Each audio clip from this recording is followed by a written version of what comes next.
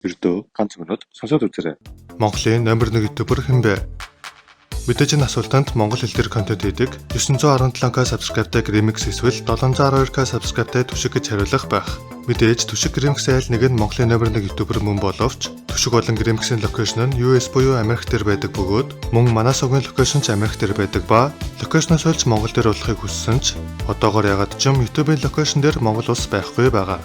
Тэгэхээр social plate-ийг YouTube-ийн статистик харуулдаг сайт байдаг ба энэ сайт дээр subscribe-ийн тоо болон үзэлтийн тоог дунджуулж ранк гаргадаг бөгөөд уг сайт дээр Түшиг хэдэн зуун мянган Америкийн ютуберүүдээс 1281-т харин Remix 1073-т ордог бол Манасог 2583-т ордог аж.